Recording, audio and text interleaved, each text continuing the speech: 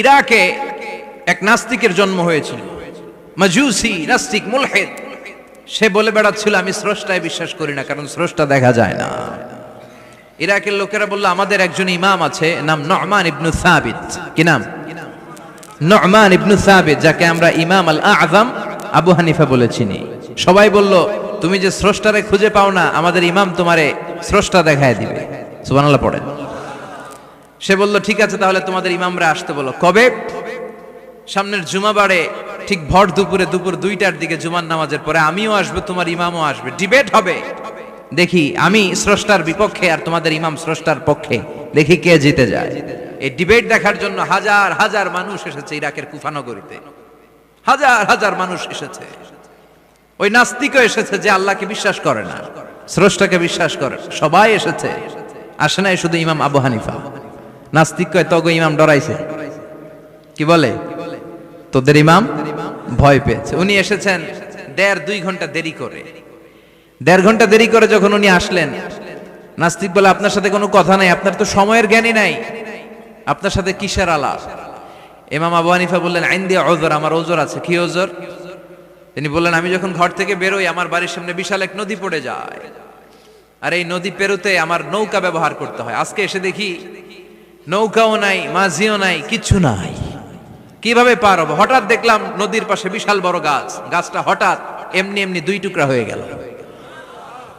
গাছ থেকে বিশাল কাঠের তক্তা বের হয়ে গেল, তক্তাগুলো অটোমেটিক্যালি জোড়া লেগে নৌকা হয়ে গেল। এই নৌকা মাঝি ছাড়া সা করে আমার সামনে চলে এলো। আমি নৌকায় বিসমিল্লাহ বলে বসে পড়লাম। হঠাৎ নৌকা আমারে টান দিয়ে ওপারে নিয়ে এলো।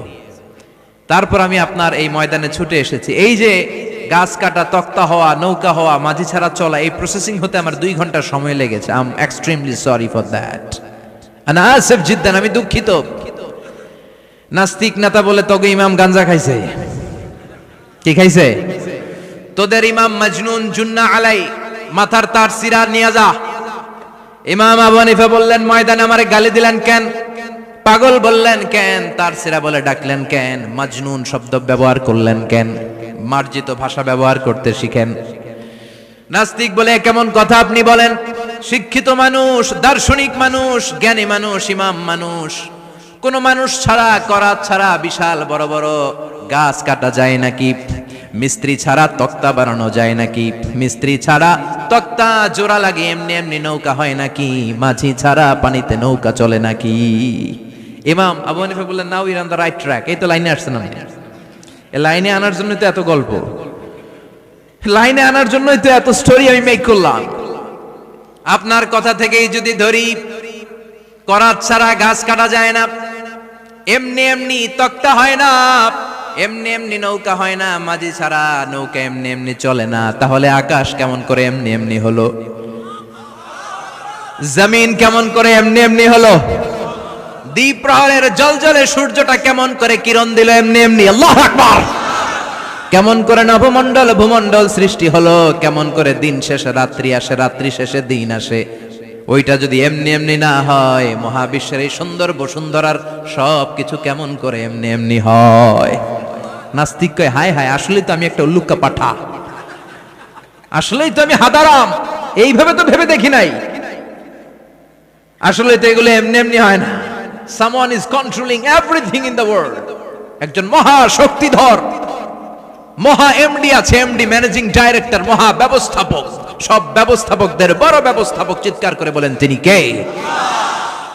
বিশাল এক ব্যবস্থাপক আছে, তিনি সব কন্ট্রোল করছেন। এতদিন পর্যন্ত আমি বুঝতে পারি নাই, আমারে মাফ করিয়ে দেন আর পড়িয়ে দেন লা ইলাহা ইল্লাল্লাহু মুহাম্মাদুর রাসূলুল্লাহ সাল্লাল্লাহু। সাইয়েদনা ইমাম আবু হানিফার হাতে হাত রেখে শাহাদা বাক্য পাঠ করেছে। সুবহানাল্লাহ পড়েন।